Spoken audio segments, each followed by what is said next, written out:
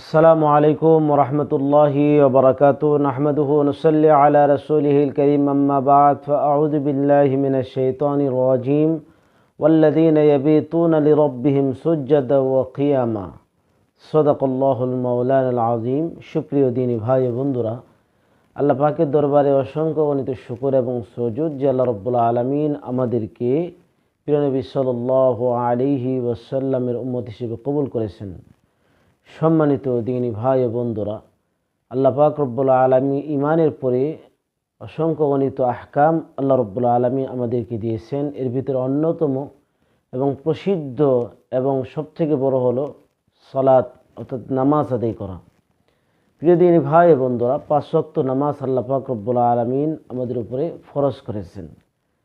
তো এই 5 ওয়াক্ত ছাড়াও আরও কিছু বিশেষ নামাজ আছে যেগুলো হাদিসে রসুল করিম সাল্লাল্লাহু আলাইহি ওয়াসাল্লাম আমাদেরকে উদ্বুদ্ধ করেছেন। এর ভিতর রাতের নামাজ তথা তাহাজ্জুদের নামাজ, তাহাজ্জুদের জন্য আলাদা অধ্যায় বিভিন্ন হাদিসের কিতাবের ভিতরে বর্ণনা করা হয়েছে। প্রিয় দ্বীনী ভাই ও বন্ধুরা, এর জন্যই এই নামাজগুলোর ব্যাপারে, রাতের নামাজের ব্যাপারেও আমাদের যত্নবান হওয়া উচিত। কারণ বিভিন্ন হাদিসে প্রিয় নবী সাল্লাল্লাহু আলাইহি ওয়াসাল্লাম অসংখ্য ফজিলত বর্ণনা করেছেন। সাধ্য অনুযায়ী যতটুকু সম্ভব রাত্রিকালীন নামাজ আদায় করা। এ ব্যাপারে দুটি হাদিস আপনাদের সামনে উপস্থাপন করব। হাদিসের আলোকে আমাদের বিশেষ কিছু আমাল রাসূল করিম সাল্লাল্লাহু আলাইহি ওয়াসাল্লাম এই হাদিসগুলো বর্ণনা করেছেন। সম্মানিত দ্বীনী ভাই ও বন্ধুরা, যে আয়াত ওয়াল্লাযীনা ইয়াবীতুনা লিরাব্বিহিম সুজদান ওয়া কিয়ামা, সূরা ফুরকান আয়াতে আল্লাহ পাক রব্বুল আলামিন বলেন, ঈমানদারদের সিফাত গুণাবলী বর্ণনার ক্ষেত্রে আল্লাহ তাআলা বলেন ওয়াল্লাযীনা ইয়াবীতুনা লিরাব্বিহিম সুজদান ওয়া কিয়ামা, আর ওই সকল মানুষ যারা আল্লাহ পাক রব্বুল আলামিন তথা তাদের প্রতিপালকের জন্য রাত্রিকালীন সেজদা এবং দাঁড়ানো অবস্থায় তারা অতিবাহিত করে রাত্রি যাপন করে। প্রিয় দ্বীনী ভাই ও বন্ধুরা, এজন্যই এই আয়াতে আল্লাহ পাক রব্বুল আলামিন মুমিনের সিফাত হিসেবে রাত্রিকালীন নামাজের ব্যাপারে আল্লাহ তাআলা তিনি ফজিলত বর্ণনা করেছেন। সেই সাথে অবশ্যই একথা জানা প্রয়োজন, রাত্রিকালীন ইবাদত ব্যতীত, তাহাজ্জুদের ইবাদত ব্যতীত আল্লাহর ওলি হওয়া যায় না। প্রিয় দ্বীনী ভাই ও বন্ধুরা, রাসূল করিম সাল্লাল্লাহু আলাইহি ওয়াসাল্লামের একটি হাদিস হযরত আব্দুল্লাহ ইবনে সালাম রাদিয়াল্লাহু তাআলা আনহু থেকে বর্ণিত। তিনি বর্ণনা করেন যে আমি যখন প্রিয় নবী সাল্লাল্লাহু আলাইহি ওয়াসাল্লাম যখন মক্কা থেকে মদিনায় হিজরত করলেন, মদিনায় আসার পরে সবাই আল্লাহ রাসূল সাল্লাল্লাহু আলাইহি ওয়াসাল্লামকে দেখার জন্য পাগল পড়া। আমিও তখন নবী সাল্লাল্লাহু আলাইহি ওয়াসাল্লামকে দেখার জন্য অগ্রসর হলাম। প্রিয় নবী সাল্লাল্লাহু আলাইহি ওয়াসাল্লামকে দেখে আশ্চর্য হয়ে গেলাম এবং তার চেহারা মোবারকের ভিতরে আমি লক্ষ্য করলাম এত সুন্দর। আর আমার কাছে মনে হলো এই লোক কখনো মিথ্যা কথা বলতে পারে না এবং মিথ্যাবাদী হতে পারে না। তো আব্দুল্লাহ ইবনে সালাম রাদিয়াল্লাহু তাআলা আনহু তিনি ইহুদি পণ্ডিত হয়েও তারপরও তিনি পরিশেষে মুসলমান হয়েছিলেন। প্রিয় দ্বীনী ভাই, তিনি এই কথাটা বর্ণনা করেন, নবী সাল্লাল্লাহু আলাইহি ওয়াসাল্লাম দেখার সময় তিনি এভাবে মানুষদেরকে উদ্বুদ্ধ করতেছিলেন, তিনি আলোচনা করতেছিলেন মানুষদেরকে আমালের। প্রিয় নবী সাল্লাল্লাহু আলাইহি ওয়াসাল্লাম বলেন, ইয়া আইয়ুহান নাস আফশুস সালাম ওয়া আতঈমুত তুআম ওয়া সাল্লু ওয়ান নাসু নিয়াম তাদখুলুনাল জান্নাতা বিসসালাম।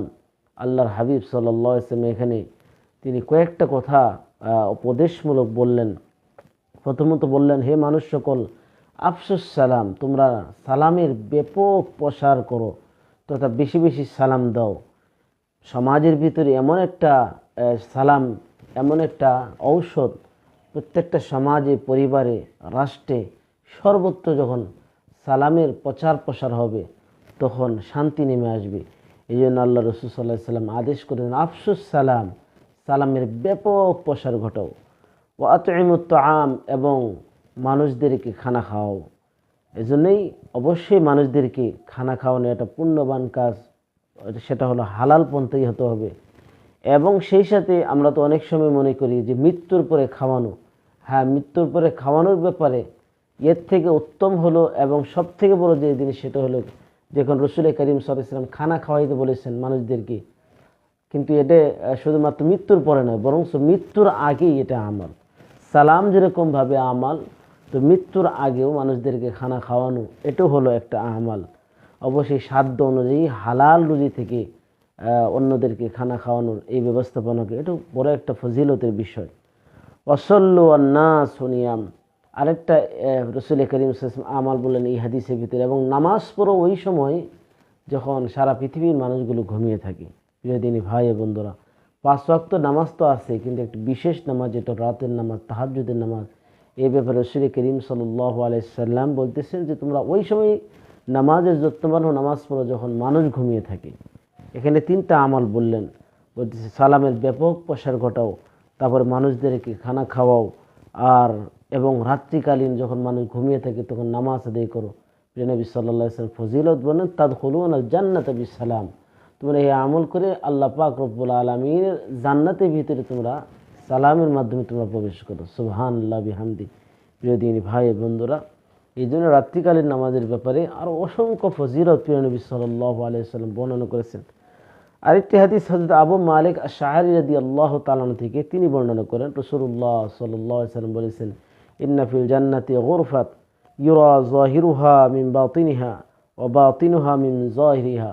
আল্লাহর হাবিব সাল্লাল্লাহু আলাইহি ওয়াসাল্লাম একদিন বলতেছেন, জান্নাতের ভিতরে একটি কামরা আছে, যে কামরার এমন আল্লাহ রব্বুল আলামিন যে কক্ষ, যে বাড়ির যে ঘরটি আল্লাহ পাক রব্বুল আলামিন বান্দাদেরকে, ওই সমস্ত বান্দাদেরকে দিবেন, ঘরটি হলো এমন যার বাইরে থেকে ভিতর অংশ দেখা যায় আর ভিতর থেকে বাইরের অংশ দেখা যায়। যদি ভাই ও বন্ধুরা, এত সুন্দর মনোমুগ্ধকর এমন একটি কামরা, এমন একটি কক্ষ, এমন একটি বাড়ি আল্লাহ পাক রব্বুল আলামিন ওই বান্দাদেরকে দিবেন। আল্লাহ নবী সাল্লাল্লাহু আলাইহি ওয়াসাল্লাম বলছেন, আ'আদ্দাল্লাহু লিমান আত'আমাত তুআম, আল্লাহ তাআলা তাদের জন্য এই ঘরটি মানে এই কক্ষটি নির্ধারণ করেছেন যে মানুষকে খাবার খাওয়ায়। অবশ্যই সেটা হালাল পন্থায়, এবং যেটা মৃত্যুর পূর্বে, মৃত্যুর পরবর্তী খানার কোনো ব্যবস্থাপনা নাই। মানুষকে এমনি খাওয়ানো যেতে পারে, কিন্তু সেটা আমল হলো মৃত্যুর আগে। প্রিয় দিনী ভাই ও বন্ধুরা, অথচ সমাজের ভিতরে এটা উল্টা হয়ে গেছে।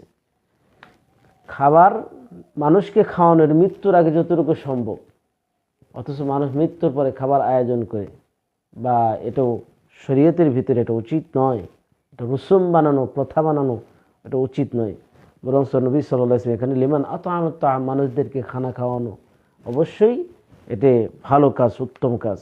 ওয়া আলানাল কালাম, এবং নরম সুরে কথা বলা, মানুষদেরকে নরম সুরে কথা বলা। ওয়া তাবা'আস সিয়াম, এবং ধারাবাহিক রোজা রাখা, রমজানের রোজা রাখা। ওয়া সাল্লা ওয়ান নাস নিয়াম, এবং নামাজ আদায় করা যখন মানুষ ঘুমিয়ে থাকে। এই হাদিসে আল্লাহর নবী সাল্লাল্লাহু আলাইহি ওয়াসাল্লাম কয়েকটা আমলের কথা বললেন। আল্লাহ পাক রব্বুল আলামিন এর বিনিময়ে আল্লাহ তাআলা জান্নাতের ভিতরে কামরা দিবেন, কক্ষ দিবেন।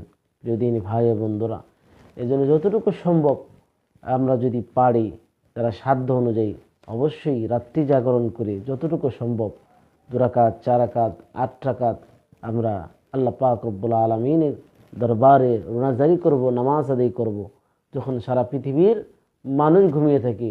আল্লাহু লা ইলাহা ইল্লা হুয়াল হাইয়ুল কাইয়্যুম লা তাখুযুহু সিনাতুন ওয়ালা নাওম, পৃথিবী ঘুমিয়ে গেল, আল্লাহ ঘুমান না। সুতরাং কারণ আল্লাহ পাক রব্বুল আলামিনের তন্দ্রাও নেই, তার ঘুমও নেই। সুতরাং অবশ্যই আমাদের ওই আল্লাহর জন্য জাগ্রত থেকে সাধ্য অনুযায়ী ইবাদত করার চেষ্টা করা। আল্লাহ পাক রব্বুল আলামিন এই হাদিসগুলোর ভিতরে রাত্রিকালীন ইবাদতের যে ফজিলত বর্ণনা করলেন, সাথে সাথে আরও কয়েকটি মানুষদেরকে খাবার খাওয়ানো, এবং সাথে সাথে নরম সুরে কথা বলা এবং রোজা রাখা, এই আমলগুলো আল্লাহ পাক রব্বুল আলামিন আমাদেরকে করার তৌফিক দান করুন, এবং এই ফজিলত আল্লাহ তাআলা আমাদেরকে নসিব করুন। আমিন। আসসালামু আলাইকুম ওয়া রাহমাতুল্লাহি ওয়া বারাকাতুহু।